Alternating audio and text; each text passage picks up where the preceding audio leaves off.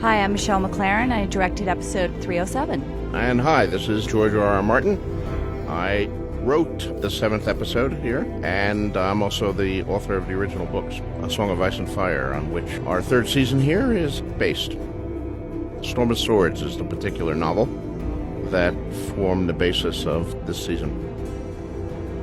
George, this is the best title sequence I've ever seen in my life. What did you think of it when you saw it? Oh, I love it, and I love the fact that it changes every week, and you always get to see new places. Yes, and I noticed that it changed from last season to this season. It changes from week to week, so they're always adding things and changing things and fiddling with it. I love that.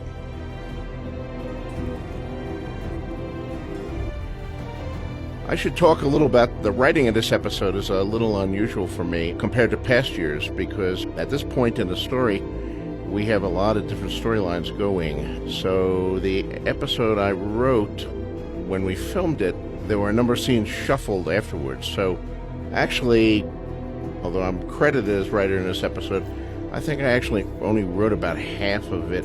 And a number of the other scenes that I wrote originally for this episode got moved into your other episode, Michelle, 308. That's true.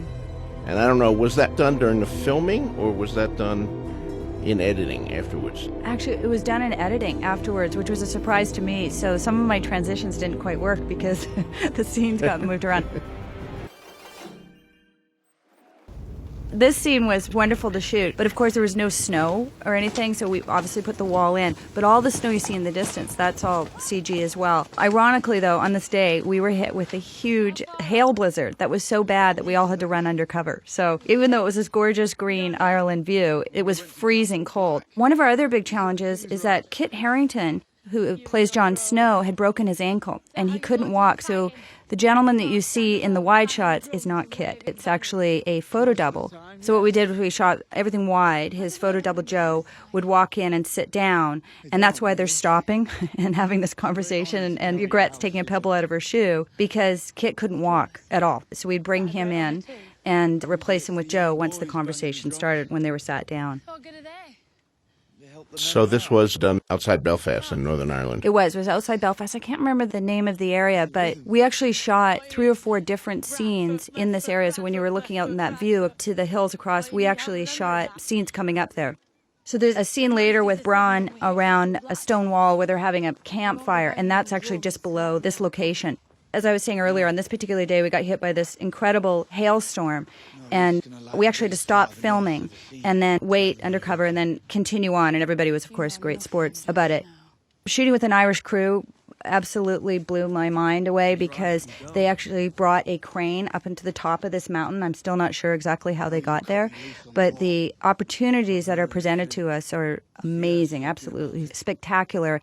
And I would imagine, George, for you, writing these incredible visionary books, that it's fun to see them come alive in such a spectacular way. Oh, definitely. And we shot in 5 different countries this year, and that's just mind-boggling to think about. In some of my previous television experiences, I never got more than a couple miles from the soundstage in Hollywood. So this global effort that we're involved with is something amazing.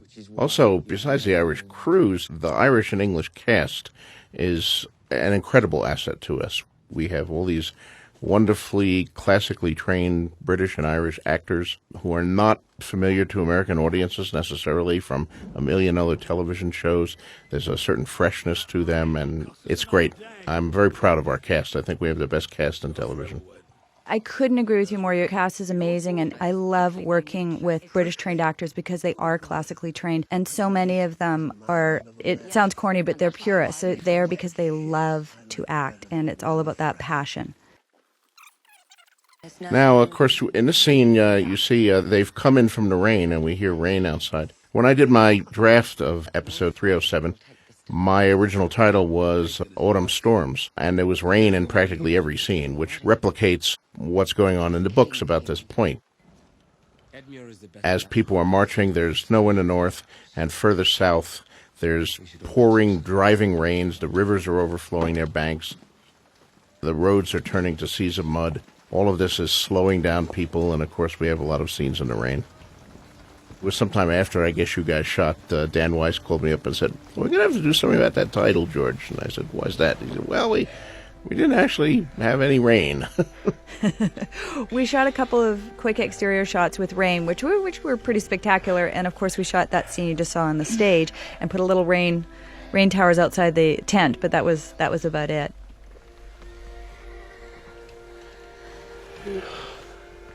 We did actually shoot a couple of big scenes, which when David Nutter was shooting episode 309 or 310, he was shooting in the camp outside and he had rain towers and everything set up. So I actually kind of piggybacked on them one night and went in there and shot Caitlin leaving the tent and the guys arriving the tent right before that previous scene, but it didn't make it into the cuts. We had a bit of rain there.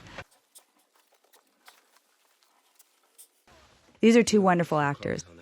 I loved working with both these guys, and they have such a great rapport with one another. They're very sweet together, very easy to work with. Yes, and they have a great chemistry together, I think, too. They do. This scene actually was not in my script. I suspect this was written perhaps for 306 and moved into my episode, but I think it's a very effective scene. Who are you writing? My mother. What special precautions do you have to take when your actors are naked for most of a scene like this? Do you clear the set and all of that stuff? We do. We have a closed set, and only who has to be on the set is there. And even though you don't see it here, certain things are covered up for privacy. We set everything, and then once everybody's cleared, then we actually roll the cameras. And everybody's very professional about it and very casual. We don't do anything that the actors aren't comfortable with. I talk to the actors ahead of time, and we discuss what they're comfortable with and what they're not comfortable with. And the camera operators and everybody are so wonderful with making sure we're not seeing things we shouldn't see. And so they can feel comfortable with that and confident that they're being taken care of. Now, in this scene, Rob finds out that she's pregnant. And that wasn't in the books, was it, George? No, in fact, Una Chaplin's character, Tlisa, is not in the books. Rob does make the mistake of marrying someone unwisely, but it's a different character, a character named Jane Westerling, who's the daughter of Lannister bannerman who nurses him when he's wounded. But all of this happens off stage, because in the books, I'm never in Rob's viewpoint. So we hear about this through Kat's viewpoint, through letters, and through dialogue when Rob comes back from the West and tells exactly what's happened. Are you certain? Are you angry with me?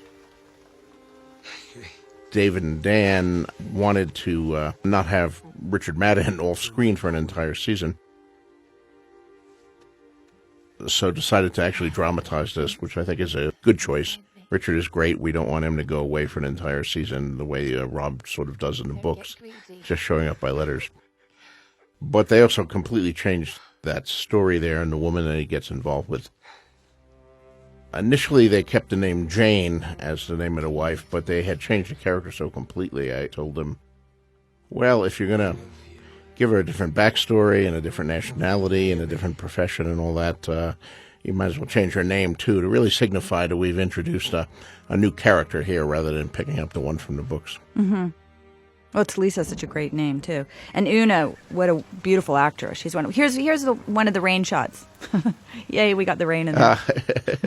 Most men fuck like And then we're back with the Wildings. no grace, no skill.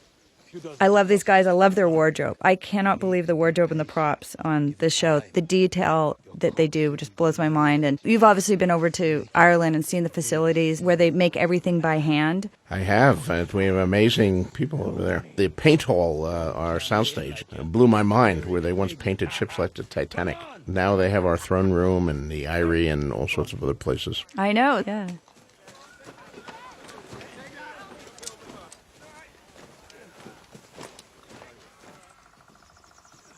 And once again, we have these amazing actors. I mean, to have Mackenzie and Rose and Kit. All these people are great. And Mackenzie has such a great look to him for Orell. And You didn't tell me anything. he's such a specific look for a Wilding. I love it. And he's so intense. And they're wonderful here. You're jealous. course I'm jealous. So funny that he's hitting on her and coming on to her in a way that is completely different to anything that we would really be interested in. But it's very true to how a wildling would feel and express himself. I tell you that you're beautiful. Orell, of course, although he is a character from the books, is not present in this sequence because, in fact, he's dead from almost the moment he appears. You love him. In the books, Orell is one of the guards at the fire where John, in the second season, first meets Ygritte. And he's killed like 2 seconds after he appears. But his eagle survives, and his eagle, of course, hates Jon Snow because Jon Snow is the one who killed him. I think Pretty's going to make you happy. You won't love him so much. So that was a bit of a change, keeping Orell as a character through this. Growing up at Winterfell, all I ever wanted was to escape. Tormund Giantsbane, the leader of this expedition, is not the leader of the expedition in the books, but is a pretty major character and one of my favorite characters among the wildlings. Tormund is a real boisterous, loudmouth kind of braggart, and he's always telling these wild tales, and just a wonderful, fun character to write. And Kristoff, who plays him, is a really fun character in real life. Bigger-than-life character, so he's very, very appropriately cast. Here we are in King's Landing, and this is in Croatia. Of course, we shoot the interiors in Belfast. And then we flew to Croatia, just outside of Dubrovnik, to these gorgeous gardens, which are absolutely breathtaking. And that's where the gardens of King's Landing are.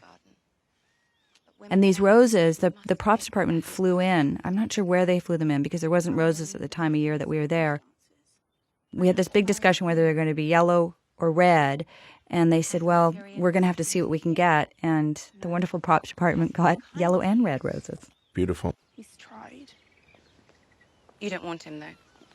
He's a Lannister. The two actresses here are amazing. Sophie, it's just incredible to see I'm sorry. where she's come in 3 seasons. I mean, she was a little girl when this began, and she's growing into a beautiful young woman and such an amazing young actress. As I've said in some past commentaries, that casting child actors is one of the hardest things to do. I mean, there's a lot of them out there, but most of them can just sort of do cute. To find ones who can actually carry serious drama is very hard for both Sophie's part and Maisie's part of Arya and Isaac for Bran. We went through so many hundred actors, but I think we really hit a home run. We'll have to. If it's the pain you're worried about. And then, of course, for our Marjorie, just amazing. She's brought such charisma and depth and made Marjorie such an interesting character. She is. Natalie Dorman and I, we actually worked together on a movie a few years ago that never was released, but not to the fault of anybody on the production. It just actually didn't get finished because of an illness. But it was such a treat to work with Natalie again, because she is a very sophisticated, she's an excellent actress, and she does have so much depth. Gentlemen, rough men, ugly men, pretty girls. I love this scene when she's really, of course, far more experienced than the young Sansa realizes. And she's really adept at trying to educate her, but at the same time not reveal to her naivete that she's actually, much more experienced than she's letting on. And it's fun. I never know whether to trust Marjorie or not. I mean, I think everything she does, I think, is self-serving. But I do think that in addition to her self-servingness, she's also has a softness and a kindness for Sansa, because she knows what she's going through and she can identify with her. Right. She's a child. She's a foot taller than you.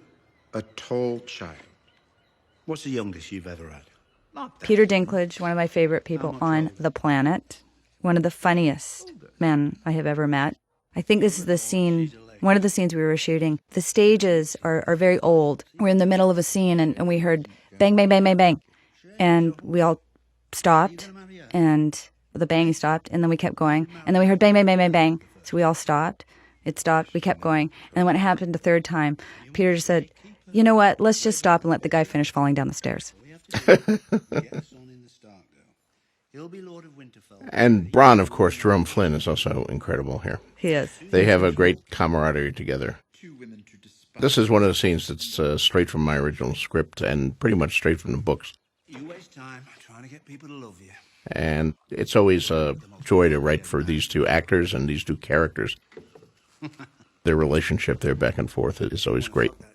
Well, they're very naughty, You just don't want to admit it. and they're two great actors that play that very well. You know, there's always much more to what they're saying, and there's always all the innuendo, and they have a lot of fun doing it, and they're fun to work with on stage. It's a light mood, and there's lots of laughter. Light mood, but they're talking about very, very heavy things here. They are, absolutely. Charles Dance, oh my gosh. I love coming in the morning and Charles looks at you and goes, "Good morning, darling." He is so delicious. He is such a treat to work with. This is a terrific scene, which I can say because I didn't write a word of this scene. This is one of the ones that got moved in. I don't know what episode it was originally written for or added, but I suspect David and Dan did it. But I think I think it's from 308. 308, right? Yeah. This may be the biggest single-room set I've ever worked on. My jaw dropped when I walked onto the throne room set. It is gigantic. And those fires are obviously all gas-fed. Of course.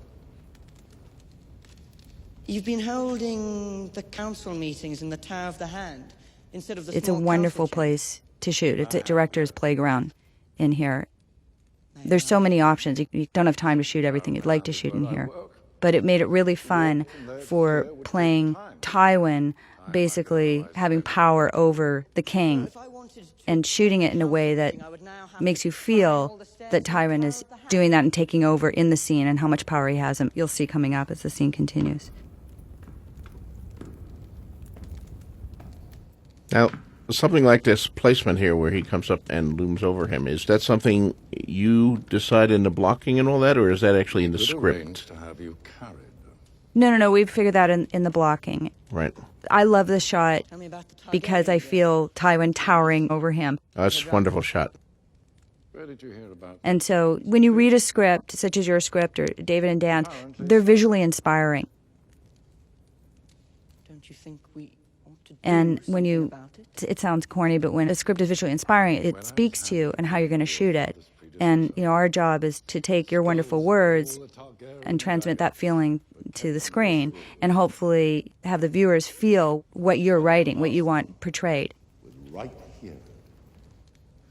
And I think in these moments, in the scene, we want to feel that Tywin is reigning over the king, that he's actually the one who has the power.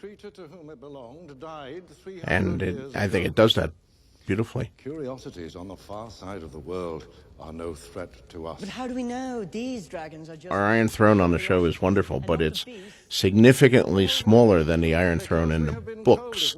So the staging of the scene would not be possible in the books, because the Iron Throne in the books is an enormous thing that towers over the throne room, and the king is sitting 10 feet above everyone in the hall. Quite deliberately, because the Aegon Targaryen, who built the Iron Throne, wanted that physical dimension of, the beaten swords, the melted swords, and himself perched high above the head of anyone who had to come before him. Oh, that's awesome. Your Grace. I didn't even know this until I got there, but I noticed that there's jewels built into the throne. You can see some jewels behind the king's head when he's sitting there. And when Charles leaves here, when Tywin walks down the stairs, he did the tiniest little bit of smirk, which I absolutely love. And now we're in Morocco, which is gorgeous and spectacular. This shot actually originally started panning over and then found them, but of course time. And of course, Yunkai is completely CG there. So what are they actually looking at? They're actually looking at another hill. Right. What we do is we tell the actors where it's going to be, so they have an eye line. And then we actually went down on ropes to get that shot below looking up them, because the rock was pretty steep. But it was such a cool angle. And I could walk down there without a rope, but just for safety with the cameras and things, we went down on ropes to get that low angle shot. I visited Morocco when we did the original pilot several years ago, and it was an amazing experience, amazing place to shoot. Magical. Oh, yes, it is. It's magical. You're absolutely right. And these actors, once again, a wonderful group of actors. Emilia is just amazing, and Ian and Jacob, they're all wonderful. And this language George, did you originate this language, or was it a linguist that wrote the language? It was David Peterson who has invented both Dothraki and High Valyrian. I simply said in the text, he would say, hello, good morning in High Valyrian, or she switched to High Valyrian, or whatever. And I would throw in an occasional word for flavor. At one point, someone wrote me and said that they would love to do a study of High Valyrian, and could I provide them a vocabulary and syntax? And I had to write back and say, I've invented like 7 words of High Valyrian, and when I need an 8th, I'll invent that. But, of course, we needed a lot more than 7 words when we did this, so HBO hired David Peterson, who had previously done Dothraki for us, and he came up with this. Michelle, this is just an absolutely gorgeous sequence, spectacularly staged. This is one of the scenes from my script, and I just love this. Oh, I'm so happy. Seeing it come to life like that, and so vividly, the tents, the Unsullied, the entry of the envoy from Yunkai, all gorgeous. Well, I'm thrilled that you're happy with it. It was a really fun scene to shoot, and of course we had 200 extras we had to make look like 8,000 extras, and we had a little help with CG in that one high shot, but that was the only time we had the CG there. But I just loved what you wrote, and I loved the location. It was a really fun scene to shoot, so I'm glad you're happy with it. Noble lord, you are in the presence of Daenerys Stormborn of House Targaryen, Queen of the Andals in the first. And then, of course, the dragons, which, of course, are all CG. And that's an interesting experience because everything has to be pre-visualized and drawn ahead of time. And what the actors are really looking at when they're interacting with the dragons is a green ball on the end of a stick that is moving around. So at the end of the scene, you'll see that Daenerys is patting the dragon. She's really petting a green ball. And we have to, figure out where they're going to be. There's coming up, the dragons jump down the table and they knock the grapes over. There was a string on the grapes to pull the grapes over at the right timing. And we had, again, the ball on the end of a pole so that somebody could follow the dragons for the eye line of the actors for when the grapes were going to come off the table. Many an army has broken against our walls. You shall find no easy conquest here, Khaleesi. This is amazing. That took a few times to shoot, and we had a lot of laughs because, of course, Emilia was picking up raw meat and throwing it into the air, and there was nothing there. Right. but it was fun, and that was it's such a team effort creating these things. And HBO is wonderful because you get to shoot in places that you never think of shooting, and you get to do these wonderful CG things. But like anybody, you do have budget restrictions, and so we had only so many shots with the dragons, and we were trying to make the most of those shots. And I was working with a previs computer expert, and we came up with the idea of throwing the meat in the way that we do. I think it was probably in the script originally, but it was a fun thing to pre-visualize and then see come to life. And what do you ask in return? All we ask is that you make use of these ships. In my original script, as in the novels, one of the dragons actually sets the envoy's cloak, his tokar, on fire, and he has to beat that out and, protest that I was given safe conduct.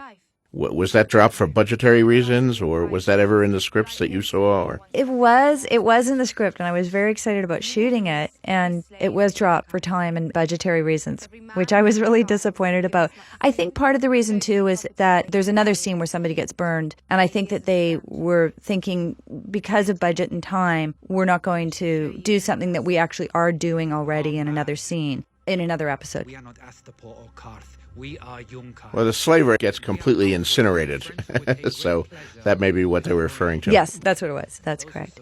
We shall enslave once more. Perhaps we'll make a slave of you as well. I love that. You swore me safe conduct. I did. Bet my dragons made no promises. And Emilia's great interacting with the dragons. She's amazing, isn't she? Yeah, she is. She's wonderful. And I think this is her first job, isn't it? Or one of her first? Almost. She had a few small things before that. There you can see the grapes one. My gold. You gave it to me. But yeah, she came straight out of drama school You'd be wise to do the same with my gift. into this assignment. As did a number of our actors. Also, John Bradley West, who played yes. Sam.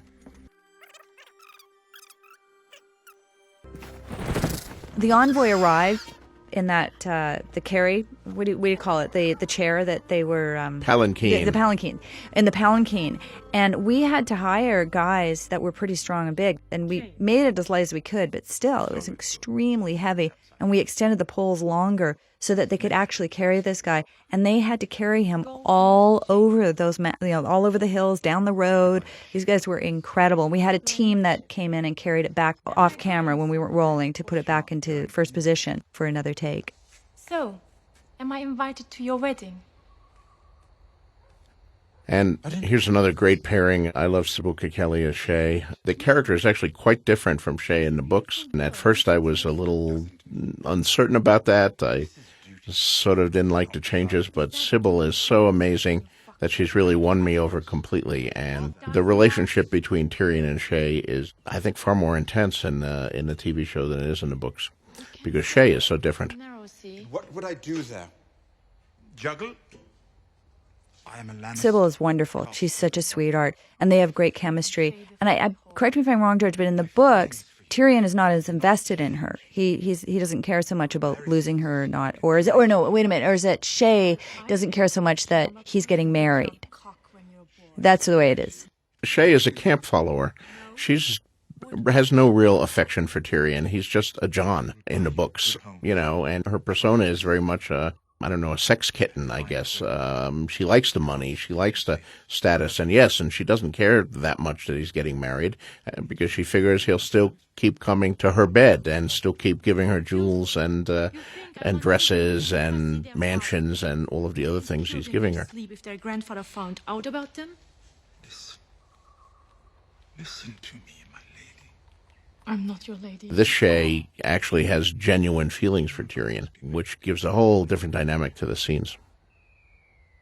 It does, and it makes it that much more painful when he is getting married. And we built into a lot of moments you'll see in the upcoming wedding when Tyrion goes to Sansa's chamber, where Shay is having to witness this because she's, of course, Sansa's handmaiden, and the pain that she feels as a result. And I think that really adds a nice depth to it.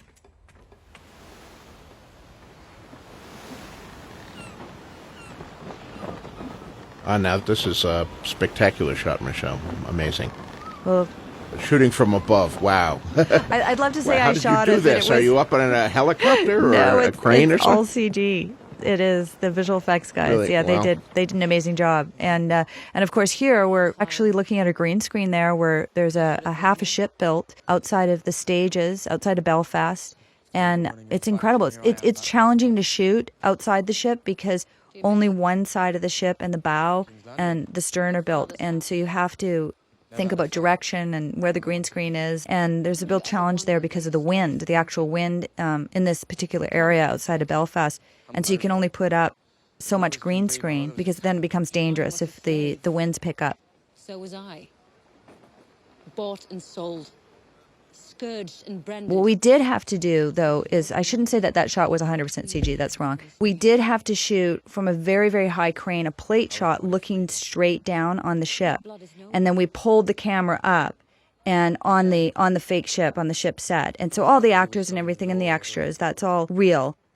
And we did the plate shot of the camera down over and we pulled straight up. But of course, what we were originally looking down to was gravel, dirt, green screen, and half of a ship. And everything else is CG. Right.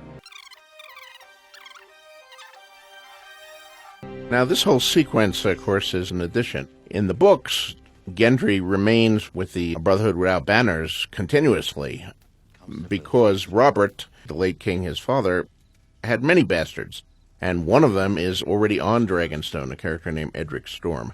I don't talk to traitors. David and Dan, in the interest of, we have so many characters already and simplifying it, combined the function of Gendry and Edric Storm, eliminating the Edric Storm character, which means that Melisandre had to go and get Gendry. So we had that scene in the previous episode where she shows up on horseback and takes him. This scene was in my episode where they come back, and I decided to add the ship sequence because the only way for her to possibly get from Dragonstone deep into the heart of Riverlands was by going by ship upriver. And I liked the visual of them coming back and passing the Red Keep, the irony of it, where people have been searching for him there for ages, and now he's passing right under their nose, and they have no idea. And then the visual of the castle gave a great way to sell the relationship in a kind of dramatic way that's not just dialogue. I love that you did that. It's great. I couldn't agree more with the reasoning behind that. It's visually stunning. It was a really fun thing to shoot. It's not south. It's west of here. It will still be west of here 2 days from now. This was my first day on Game of Thrones, actually, I believe. Oh, was it? Yes, in the cave, which is on stage with Arya, Maisie, who's just... She's another amazing child actor that you guys found. I hope the Lannisters kill you all. One day you'll understand. But now... In the original breakdown and script that I wrote, this is the final scene. This is the closing scene of the 7th episode. It doesn't take place in a cave. It's in an inn. They're on their way to River Run, and they've stopped for the night. And, of course, it's pouring rain. So when she runs out there, the rain is pouring down. She's getting soaked. There's mud. The people coming after her are having to deal with the rain. The rain is putting out their torches and stuff like that. And she's running through. And then, of course, she gets grabbed by the hound. This is another scene moved from another episode, but it's a terrific scene. And the chemistry between Gwendolyn Christie as Brienne and Nikolaj as Jaime has just been amazing. I think they should both get Emmys for their work this season. The bathtub scene earlier, and of course the bear pit scene that's coming up. Incredible. And this scene. I agree with you. I love the chemistry between these two. When Catelyn Stark released you, we both made We wanted to plant a little seed here. promise. You gave your word. For the first time, she addresses him as Sir Jaime, and that doesn't go unnoticed. And I think what we're trying to do is put a little tiny spark between the two. Whether it's romantic or not, we don't know yet, but there's some caring. She saved his life, and what they've gone through now Goodbye, Sir Jaime. is taking it to another stage from being enemies to being friends and potentially more. And I love this moment. Nikolaj and Gwen and I talked about this a lot, about that very subtle moment when she says goodbye, Sir Jaime. And he realized, that means something to him. This is exterior Harrenhal, which is a set built by amazing production designers. If you look up, you're looking at things that you can't see without CG. So it has to be shot in a certain way, and then you get a couple of CG shots where you look a little wider. A lot of horses, wonderful horses to shoot with over there. It's amazing what they do. I like any scene with horses in it. There are many, many more horses in the books. We've lost horses from so many scenes because, of course, they're an expense and they take up time and all that. As a purist on some of the historical things, it always seems strange to me to see the knights walking when, of course, they would all be mounted. It's amazing, though. I think we had only 13 horses in this scene. But you put horses into an area like this, and suddenly it feels very crowded. And, George, this is one of your scenes, isn't it? This is... No. I have absolutely nothing to do with these Theon scenes. Oh. I saw this for the first time when Oh, you're kidding. Episode was broadcast. In the books, yes, Theon is tortured for years, but he disappears at the end of Book 2 and doesn't reappear to the beginning of Book 5, by which time he's transformed into Reek. So there's some mention in flashback and dialogue of the fact that he's been tortured for several years and essentially broken down, his whole personality broken down, and he's lost various bits of his body, some of his teeth, some of his fingers and toes. Other parts, well, I leave that a little more to the imagination than what we're about to see here. So, this scene was 100% David and Dan. It's a torture scene, that's for sure. It was challenging to shoot, and these actors are amazing. Theon, played by Alfie Allen, he did a great job. These wonderful ladies, Violet and Miranda, Stephanie and Charlotte, they did a great job. And it's not easy shooting scenes like this. But in a way, it's fun, too, because it's so messed up. I mean, it is... Yes, It's definitely dark. He sent you. Who sent us? We sent ourselves. I have already written my episode for season 4, in which these 2 characters are back. So we'll be seeing more of them. Great. Do you think we're ugly? Now, did you write, were you always intending to write more with them, or were you guys happy with them in this season and so you wanted to write more with them? The way it actually works is David and Dan break down the season's arc into 10 episodes, and then we discuss which one I'm going to write. How can we make him feel better? I have an idea. So essentially, I get the outline of the episode that we chose to write, and I tell them which I'd prefer to write, and so forth. There are scenes in it that they've designed, so that's the case of the scene with the 2 ladies next season, and Reek. So sometimes you're writing scenes then that aren't in the book. Oh. That's right, yes. That David and Dan have devised. Religious girls. This is, I don't know if I should tell this story or not, but one of the ladies has, what shall we say, certain things about her are not from this era. When we were getting ready to shoot this scene, one of the ADs came in and said, Michelle, we might have a problem. I said, what? And they said, well, one of the girls has a Brazilian. And I said, oh, gosh, okay, what's a Brazilian again? And I don't know if you know what I'm talking about, George, but I do know what you're talking about, yes. But we didn't think that the Brazilian was of this era, so we had to do a little makeup change. No, it's not actually. And they did have razors in the Middle Ages. That's true. Yep, that's very true. So it's all a matter of fashion and culture, and this, of course, is a fantasy world, so we don't have to actually hew to actual medieval cultures. We have different religions and different gods and different sexual patterns, so anything is possible if we say it's possible, I guess. That's true. When Theon hit the ground here, when the boy hits him with the horn, we actually made a piece of soft stone. We took out the hard stone and we put a softer piece of stone so that his face could actually hit the floor there. Because if you see, when he fell, he actually didn't break the fall with his arms. And that's how we did that.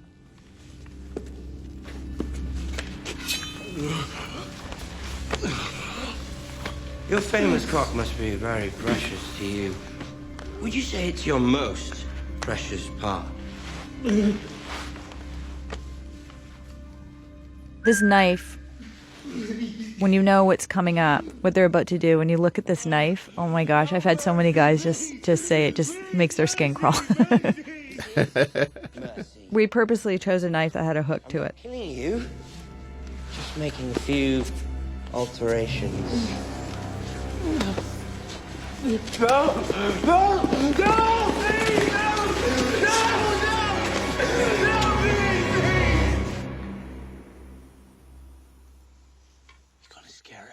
And this is a real deer. It's too far away. The live deer that we just saw was real. We shot it, and there was feed up there, and we were all being very quiet because we were afraid the deer was going to run away, but the deer wouldn't look. So I said, you guys start making noise, and so by the time we finally got the deer to look, the whole crew was screaming at the deer to look at us, and it finally looked. And then after we got the shot, it ran away, and the poor trainers spent about half an hour or an hour trying to round up the deer. But it worked well. It worked well for us. His trainer brought a donkey that day so that the deer had a friend to hang out with while we were shooting. So he played with the donkey. Did you work with the direwolves at all? I didn't. I did not work with the direwolves. I believe I'm going to this year, which I'm looking forward to. The tower's 3 times that size. Oh, you rip my pretty silk. These two have amazing chemistry. Oh my gosh. Yes, they do. What a treat working with these two. And I love the characters that you've created here. I love how feisty she is. And once again, that is not Kit. This is Kit here. He was able to take a few steps. Oh, maybe one day And we I'll purposely had him walking across some rocks there because he couldn't walk evenly. because of his ankle. And this day he was starting to feel a little bit better. He could take about 3 or 4 steps, and that was it. Which was challenging, too, for when she's about to push him against the rock, because he was injured very badly. Yes, yes. Now, this is, again, one of my scenes from the episode, so everything's been moved around here from the way it was originally structured. Things from 308 put in, and the ending is in the middle, and this is... But, we have that freedom because of the structure where we're following a dozen different storylines over, 2 continents and vast miles apart. The time sequence is not something that you're locked into. No, and it's something I'll keep in mind when I'm shooting the show this year, because when you design how you're going to shoot scenes, you think about where you're coming from and where you're going, and you think about transitions from one to the other. And then, of course, when everything gets moved around, that changes.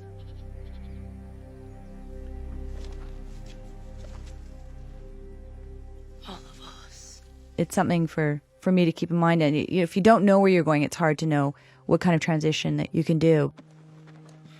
I've never worked on a show where you can so freely move these scenes around, and it's great. I mean, it's wonderful for the storytelling process, because I don't think the viewers would know that we moved these scenes around.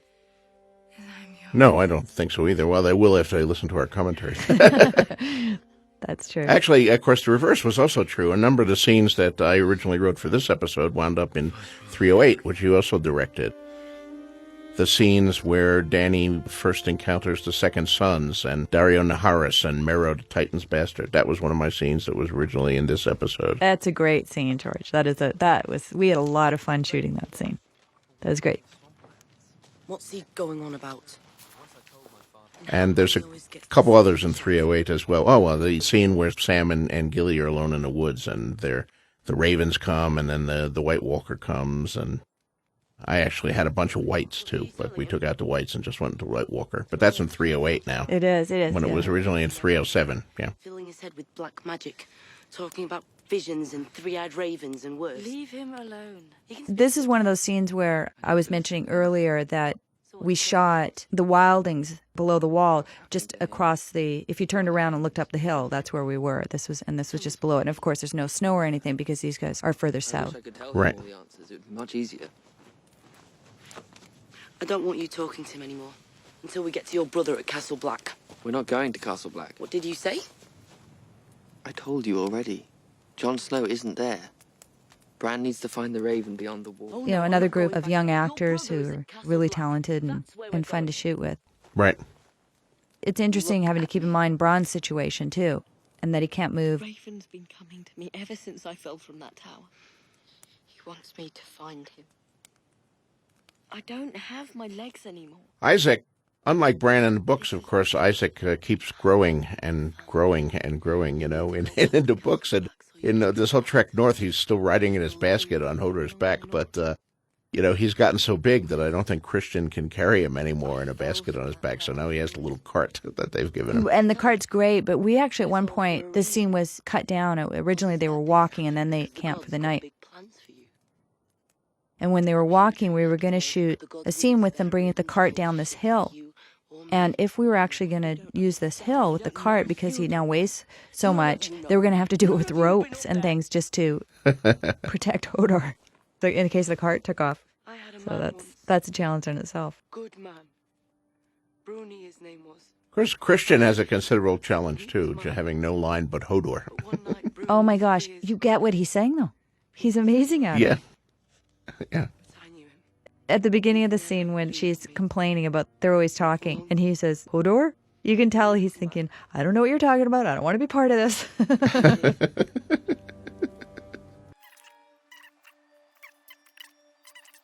Was this part of the book? I forget. No, Natalia's or Osha's backstory is something that David and Dan have added here. So hard. I could feel the life slipping out of me. But I suspect that her story in the books is somewhat similar. She just doesn't happen to talk about it. I stuck it. All of the wildlings who are fleeing, their first impulse was to try to fight, but they're fighting against an overwhelming force here. And Osha and her companions who assault Bran when they're first encountered in Season 1 are some of the first people to go. They don't join up with Mance Rayder and his army. They're just trying to get south themselves and find some place for themselves. meant the North was no place for men to be. Not anymore. I promised your maester I'd get you to Castle Black, and no further. Natalia is wonderful. She's another of our great casting. When I first saw her on the audition tapes, before I even played the tape, when I just saw her picture and I knew her credits from Harry Potter and so forth, I said, well, she's all wrong for this because she's too attractive, she's too young. Osha is an older woman in the books. But then I saw her performance and I was instantly won over. She brings a magnetism and a charisma to Osha that I actually think when Osha comes back in the books, I'm going to have to change the character a little, make her more interesting, because Natalia brings so much to the character. She really transformed herself for that character. You know, she's very different in real life than she is, obviously, when she's playing Osha. Do you fondle one boy too many? No, my lord, that's not my weakness. This location was, again, in that same area that we just shot, but of course, you know, all these three parties are at different places across the country. Understand disease. And the only way to understand it is to study the afflicted. You performed experiments on living men. On dying men. With their permission. My studies have given me insight that has saved many lives. Dying paupers, says shooting. This was a good scene to shoot because Nikolaj, who is such a great actor, and so is Qyburn, Nikolaj has so much going on right now because he gets to go home finally. He's rescued, ostensibly, but he's grown up since all this has happened, and he's become the man he could be as opposed to the devil he was. And I find it so interesting in the series that at the beginning of the series, he's so horrible, you know, when he pushes Bran out the window and he's just this evil person. And now, through the course of the series, we're starting to sympathize with him and identify with him, and he's becoming a hero. Well, you see the same transition in the books, and it's partly aided in the books by the viewpoint structure. I mean, you see him in the first two books strictly externally from the viewpoints of people who are his enemies or who only know a certain amount about him, and that's not to his credit. Offered 300 gold dragons for his With the third book, when you actually go inside his head and start seeing the world through his eyes, you realize how he thinks and why he made some of the decisions he made, and he has certain secrets and rationalizations that make the character considerably more sympathetic. being cheated. They'd be fools to kill her. These men have been at war a long time. I've always believed in gray characters. I try to write gray characters. You know, even Qyburn here, who's, I think, an interesting gray character. He's evil in some ways, but he doesn't seem so at first. He seems very grandfatherly and taken care of, and he's a scholar, and he's someone who's obsessed with healing. But he'll do anything for it, so he's a bit of the, you know, the Dr. Mengele of Westeros. Which you see more of in the book, you know, with how he treats Brienne and everything. We have to return to Harrenhal. Why? I've left something behind. Absolutely not. I've got orders from Lord Bolton. And what are those orders? To deliver We should talk a little bit about Jaime's arm here, because he's riding horses and he's jumping into a pit and he has to do all these different things. And so we have various different prostheses that he wears depending on what the action is that Jaime's doing. And his real arm, of course, is tucked down by his waist. The clothes help hide it, but sometimes we'd have to stop and adjust because there's too much of a bulk around his waist. But we also wanted to make sure that he could move the stump. Sometimes we'd take a prosthetic cup with a handle on the inside that Jaime would just stick his hand into and hang on to the handle so that he could easily drop it if he was riding a horse or jumping into a pit and needed the use of his right arm. I love this shot. They're riding back to Harrenhal. The Harrenhal was going to be on that mountain up in the distance, but I think budget took over. But it's still a great shot. And as you can see, this is all CGI.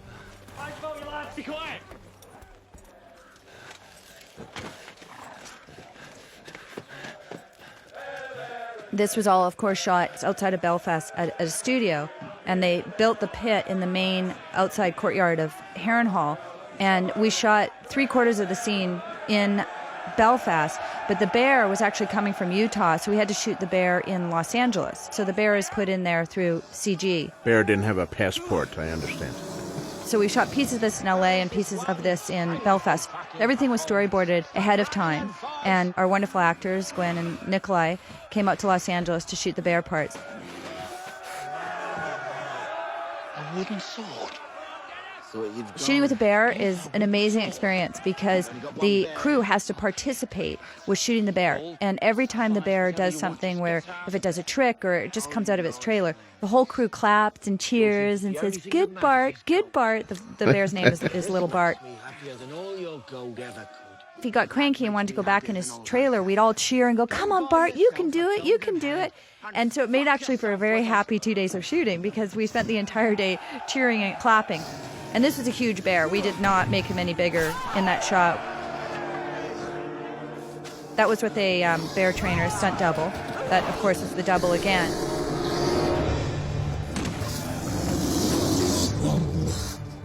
Gwendolyn told me that she was very eager to do the stuff with the bear herself, but that people said, no way. What happened is that we had originally planned to put the actors in the pit with the bear with safety wires between them. I had been myself very close to the bear ahead of time. And then a week before we shot it, HBO decided that they weren't going to allow this to happen. So we had to rethink a week beforehand how we were going to do it. And they actually couldn't go into the pit with the bear. And so we had to marry those shots together.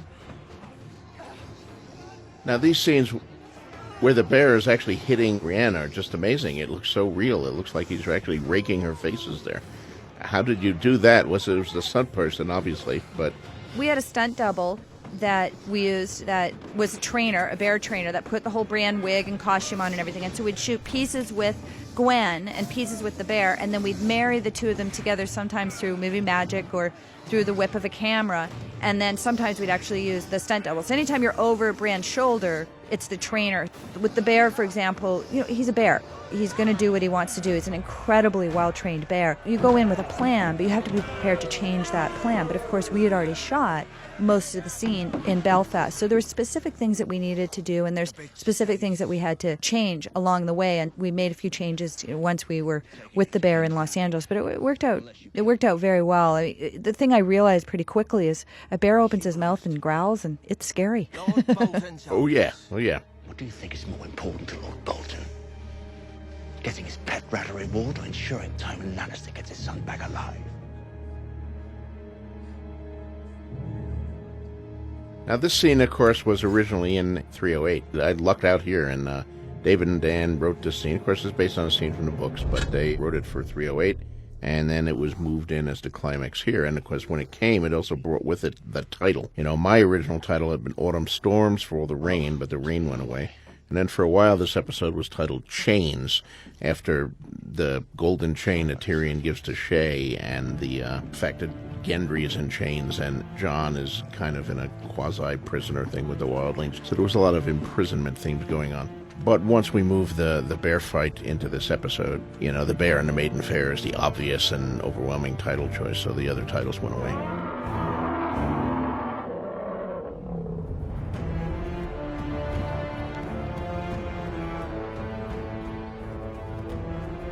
It was an amazing scene to be a part of because so many people, with the bear trainers, the actors, the visual effects people, the prosthetics people, the extras were amazing, and everybody came together. And the bear was never in Ireland, and all those people were interacting with a bear double, which was a guy running around with these extensions on his limbs.